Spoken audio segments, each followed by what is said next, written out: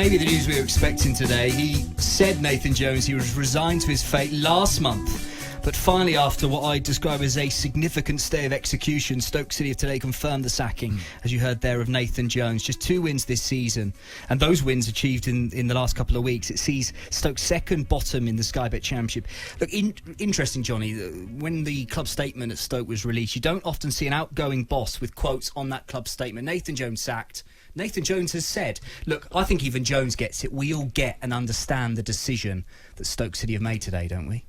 Yeah, I mean, Nathan will know. He's alluded to it in his interviews. You heard that soundbite there, that if he hadn't had, the backing that he has had at any other club, he'd have gone a long time ago, probably in the last international break, or maybe even before. And that's purely based on the results that he's had. Stoke will be looking at it and thinking, well, at the start of the season, they need him to be top 6, cheering for top 2, automatic promotion, certainly in and around this.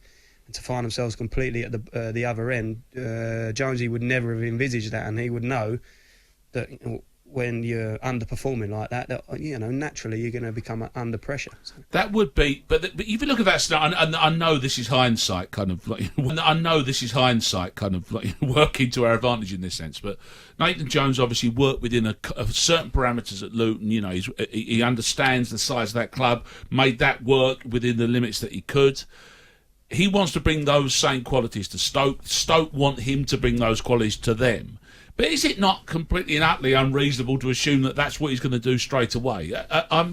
If anyone's surprised that they haven't settled down straight away, I'm surprised about that.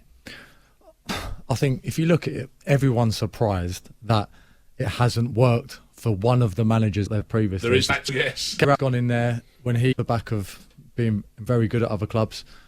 Jones has gone in there after being very good at other club. It hasn't worked.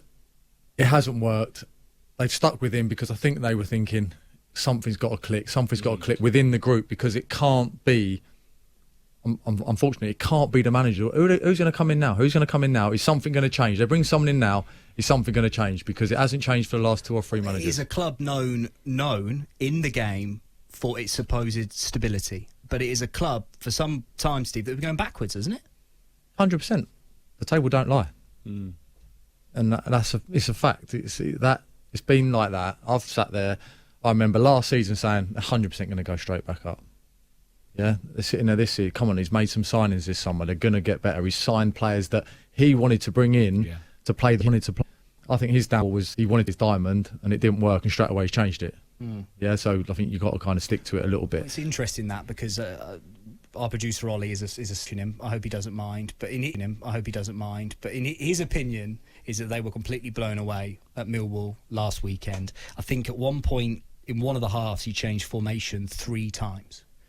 You're scratching, Johnny. You're searching for a way to get things right, but actually it can get to a point where you look out of control.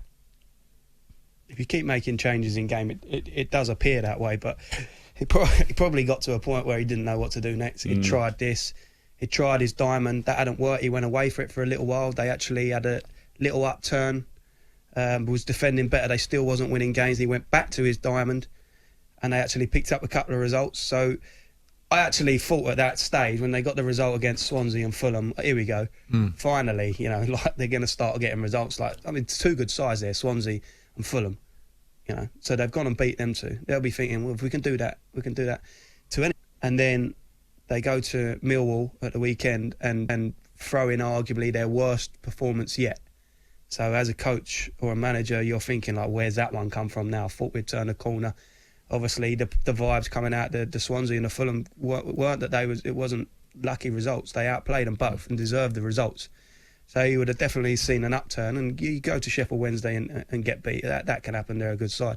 But then to go to Millwall, not saying that you can't go to Millwall, that is a tough place. But to be outplayed the way that they was on the day, and it could have been more. And he said it himself there that some of the performances were beyond bad.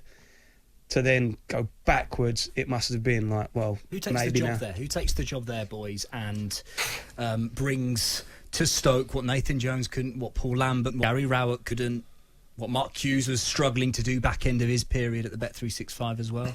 Chris Hughton, they want Chris Hughton. I think Chris Hughton takes that job. Do you want to take that job? Chris, you need that job. Do you want to take that job? Who wants to take that job? Chris won't take that job. No.